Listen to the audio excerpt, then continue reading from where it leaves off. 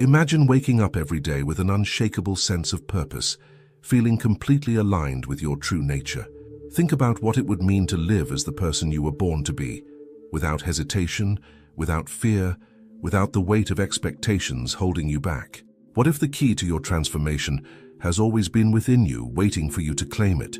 And what if I told you that by the end of this journey, you will discover a truth so profound that it might completely change the way you see yourself and your life? Today, we will explore the powerful ideas of Friedrich Nietzsche, a philosopher who dared to challenge the norms of society and encourage people to become their highest selves. Nietzsche believed that most people never reach their full potential because they remain trapped in a cycle of conformity, comfort, and self-doubt. He argued that true greatness is reserved for those who have the courage to break free, to embrace struggle, and to create their own meaning. But here's the real challenge.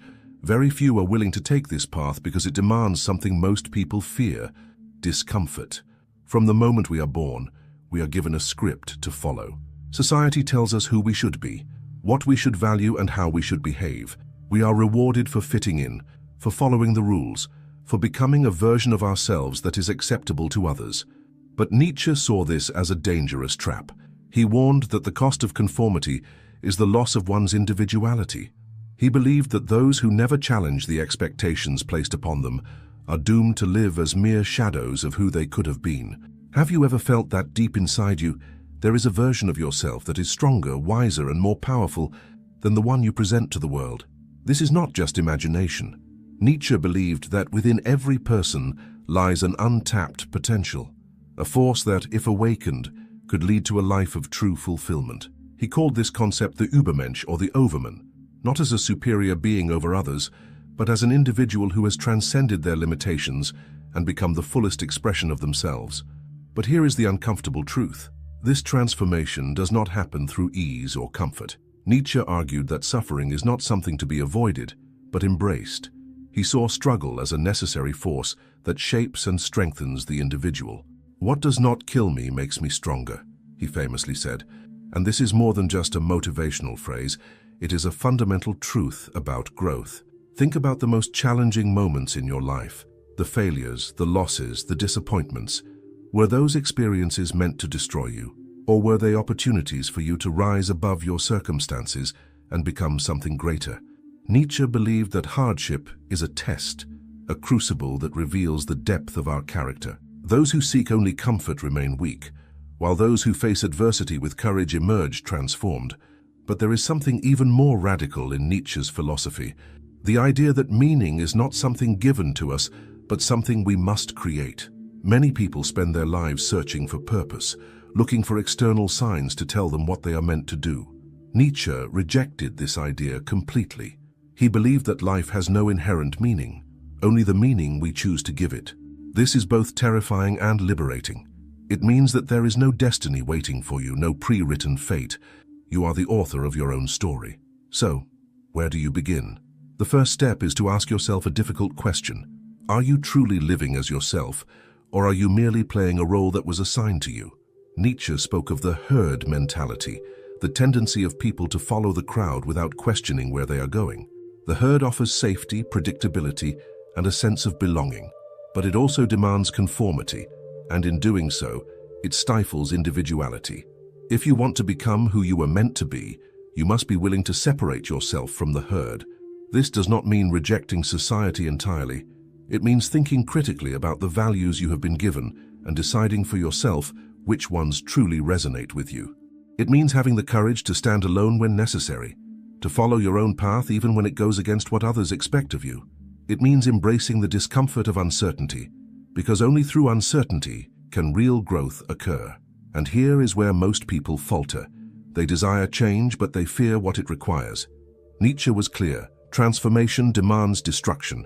You must be willing to let go of old identities, outdated beliefs, and limiting fears. You must be willing to step into the unknown, to risk failure, to endure hardship, because it is only by passing through these trials that you can emerge as something greater than you were before. At this point, you might be wondering, what practical steps can you take to start this journey? How do you begin to break free from the expectations that have shaped you? How can you turn struggle into strength doubt into confidence, and hesitation into action. This is just the beginning. What comes next will challenge you in ways you may have never imagined. To break free from the limitations that have been imposed upon you, the first thing you must do is cultivate self-awareness. Nietzsche believed that most people never truly know themselves because they are too busy living according to the expectations of others. They adopt beliefs, desires, and ambitions that are not truly their own. And so they remain trapped in an illusion, mistaking social conditioning for personal identity. But who are you beneath all of that? If you stripped away the influence of your upbringing, your culture, and the opinions of those around you, what would remain? This is the question you must ask yourself, and it is not an easy one to answer. It requires deep reflection and the willingness to face uncomfortable truths. Because when you begin this process, you may realize that much of what you thought was you was actually a mask you were taught to wear. Nietzsche believed that this kind of self-examination is the foundation of personal power. He argued that only by understanding yourself at the deepest level can you begin to shape your life according to your own desires rather than the expectations of others. But self-awareness is not enough. Once you recognize the ways in which you have been shaped by external forces, you must take action to break free from them. One of the most powerful ways to do this is through what Nietzsche called self-overcoming. This means constantly challenging yourself to rise above your limitations, to push beyond your fears, and to evolve into a stronger, wiser, and more capable version of yourself. It is a lifelong process, one that demands discipline, courage, and an unrelenting commitment to growth. But self-overcoming is not just about achievement, it is about transformation. Nietzsche believed that those who do not strive for personal evolution remain stagnant, trapped in cycles of mediocrity and dissatisfaction. They become resentful, blaming the world for their unfulfilled lives, instead of taking responsibility for their own growth. This is why he spoke so harshly against victimhood. He saw it as a form of self-imprisonment, a way of surrendering power instead of claiming it. The truth is, no one is coming to save you. There is no external force that will suddenly make your life meaningful. Nietzsche rejected the idea that we should wait for salvation, whether from society, religion, or fate. He insisted that if life is to have meaning, it must come from within. You must be the one to give it purpose. You must be the one to create significance out of your experiences, to turn pain into wisdom, to transform obstacles into opportunities. But this requires something that most people avoid: suffering.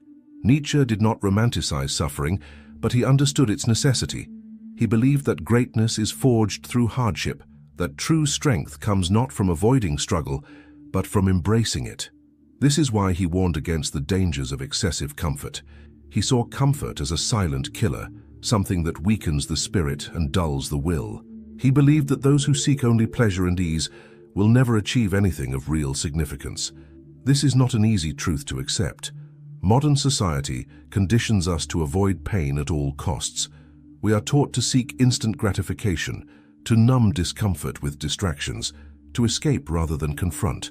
But Nietzsche argued that this avoidance leads only to emptiness. He urged us to do the opposite, to lean into difficulty, to willingly walk into the fire of hardship, knowing that it is the only path to true transformation.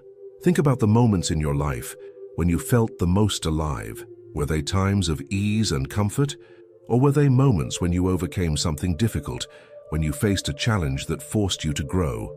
The moments that define us are rarely the ones where everything goes smoothly. They are the moments when we are tested, when we are forced to rise above what we thought we were capable of. This is why Nietzsche admired individuals who embraced struggle. He saw them as the true creators of meaning, the ones who refused to let life happen to them, but instead took control and shaped their own destiny. He called this approach to life amor fati, or the love of fate. It is the idea that instead of resisting the challenges life throws at us, we should embrace them fully, seeing them as necessary parts of our journey. But how do you do this in a practical sense? How do you stop resisting the difficulties of life and start using them as fuel for your own evolution? The answer lies in mindset. Nietzsche believed that the way we interpret our experiences determines our reality. Two people can go through the exact same hardship. One may see it as a tragedy, while the other sees it as an opportunity for growth. The difference is in how they choose to frame their struggle. If you want to become the person you were born to be, You must train yourself to see every challenge as a lesson, every setback as an opportunity, and every failure as a stepping stone toward greatness. This does not mean ignoring pain or pretending that suffering does not exist. It means acknowledging it, accepting it, and then using it as fuel to propel yourself forward. And here is where the real power lies. Once you begin to see struggle in this way, you become unstoppable. You no longer fear failure because you understand that every failure is simply a part of your evolution. You no longer resist hardship because you know it is shaping you into something greater. You stop waiting for external validation and instead focus on building an internal foundation so strong that nothing can shake it. But there is still more to uncover. What we have explored so far is only the foundation. In the next part, we will go even deeper into Nietzsche's philosophy, revealing the most powerful insight of all, the key that ties everything together and unlocks your full potential. To truly embrace Nietzsche's philosophy and become the person you were born to be, there is one final obstacle that must be confronted: fear. Fear is the invisible force that keeps people stuck in lives that do not fulfill them. It is the silent whisper that tells you to stay where you are, to avoid risk, to choose safety over growth. And yet, Nietzsche argued that fear is not something to be avoided, but something to be mastered. Fear exists to keep us within familiar boundaries, but those boundaries are often nothing more than illusions. They are the limits imposed by past experiences, by social conditioning, by the voices of others telling you what is and is not possible. If you allow these fears to dictate your choices, you will never break free from the constraints that hold you back. You will remain a prisoner to your own hesitation. Nietzsche urged people to do the very thing they feared most, not because fear disappears, but because courage is built through action. He saw fear as a test, a challenge that separates those who remain stagnant from those who rise above. The question is, what fear is holding you back right now? What is the one thing you know you need to do but have been avoiding? The moment you confront this, everything changes. But Nietzsche also warned against another trap, one that is even more deceptive than fear. He called it resentment. Resentment is the state of blaming others for your own lack of progress. It is the mindset of those who see themselves as victims rather than creators of their own destiny. It is the belief that the world owes them something, that their failures are the result of external forces rather than personal choices. Resentment is dangerous because it gives away your power. The moment you blame something outside yourself, your upbringing, your circumstances, other people, you lose control over your own transformation. Nietzsche had no patience for this mindset. He believed that the truly powerful individual does not waste time complaining about what is unfair. Instead, they take radical responsibility for their own life. They understand that while they may not control everything that happens to them, they always control how they respond. This idea is liberating, but it is also uncomfortable. It means that you can no longer make excuses. It means that every limitation you believe in is one that you have the power to break. And this is where Nietzsche's most radical idea comes into play, the concept of eternal recurrence. Imagine if you had to live this exact life over and over again for eternity. Every decision you have made, every moment of hesitation, every fear you have given into, what if you had to experience it all again, endlessly? This is the thought experiment Nietzsche proposed. He called it the eternal recurrence, and it was meant to force you to ask a powerful question. If you had to relive this life forever, would you be proud of the choices you're making? Most people, when confronted with this question, realize that they are living in a way they would not want to repeat. They are playing small, allowing fear to control them, waiting for something external to change instead of taking control. The purpose of this idea is not to suggest that eternal recurrence is real, but to make you aware of how you are living right now. If the idea of repeating this life forever fills you with regret, then something must change. And this is where Nietzsche's philosophy becomes truly transformative. It is not just about thinking differently, it is about acting differently. It is about making the bold decisions that you have been avoiding. It is about stepping into discomfort and embracing the unknown. It is about becoming the kind of person who, if faced with the idea of living their life over and over again, would not hesitate to say, yes, I would do it all again. But how do you get to that point? It starts with small daily acts of courage. It starts with making decisions based on who you want to become, rather than who you have been. It starts with taking risks, challenging yourself and refusing to let fear dictate your life. It starts with rewriting your internal narrative, shifting from a mindset of avoidance to a mindset of action. Nietzsche believed that the greatest tragedy is not failure, but a life lived in fear of failure. He saw hesitation as the enemy of greatness, and he understood that the cost of playing it safe is far higher than the cost of taking a risk. Because in the end, what you regret will not be the things you tried and failed at. It will be the things you never had the courage to attempt. At this point, you may feel a sense of urgency. You may realize that there are changes you need to make, fears you need to face, decisions you have been postponing. And that is a good thing, because now you are at a crossroads. You can choose to continue living as you have been, or you can step onto the path of transformation. But there is still one final piece of Nietzsche's philosophy that we have not yet explored. The most powerful idea of all, the one that, if fully embraced, will shift everything. In the final part, we will reveal the ultimate key to becoming the person you were born to be. Now we arrive at the most powerful idea of all, the concept that ties everything together and unlocks your full potential. This is Nietzsche's vision of the Übermensch, or the Overman. The Übermensch is not just an individual who has broken free from society's limitations. It is not just someone who has conquered fear, embraced struggle, and taken responsibility for their own destiny. The Übermensch is the highest form of human existence, someone who has transcended the ordinary and created their own values, their own purpose, their own meaning. Nietzsche saw most people as trapped in a cycle of conformity. They follow the rules set by others, they adopt beliefs without questioning them, and they live according to pre-existing moral systems rather than forging their own. But the Übermensch rejects this entirely. They do not passively accept the values handed down to them. They create their own. They decide what is meaningful. They define what is valuable. They carve their own path through life without waiting for permission. And this is where Nietzsche's philosophy takes its most radical turn. Because if you want to become the person you were born to be, you cannot rely on external guidance. You cannot wait for someone else to tell you what your purpose is. You must decide for yourself. This is difficult because it means embracing uncertainty. It means letting go of the comfort that comes with following an established path. But Nietzsche believed that this is the only way to truly live. To create your own values is to take ultimate responsibility for your existence. It means no longer blaming external forces for what your life has become. It means no longer waiting for meaning to be given to you, but instead creating it from within. The Übermensch is not concerned with approval. They are not trying to fit in or be accepted. They are entirely self-driven, guided by an internal compass rather than external validation. This is why they are free. Because when you stop looking to others for permission, when you stop seeking validation, you become untouchable. You become someone who cannot be controlled by fear, by rejection, or by societal expectations. But becoming the Übermensch is not a single moment. It is a process. It is a journey of continuous transformation, of relentless self-overcoming. Nietzsche did not believe in final destinations. He saw life as a constant state of becoming, where the only goal is to keep evolving, to keep rising above what you once were. And here is the most important realization of all. There is no external force stopping you from becoming this.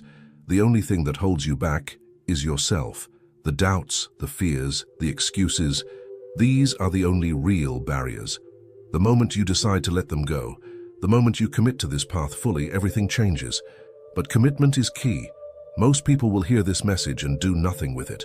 They will feel inspired for a moment, but then they will return to their old habits, their old fears, their old patterns.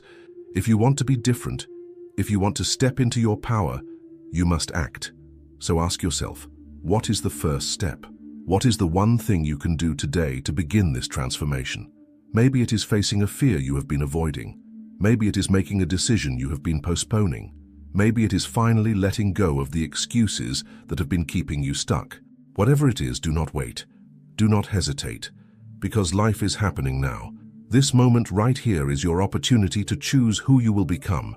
Nietzsche did not write for the passive. He wrote for those who are ready to take control, to break free, to rise above. If you have made it this far, you are already on the path. You have already begun the process of transformation. Now the only question left is, will you continue? The answer to that question will define the rest of your life.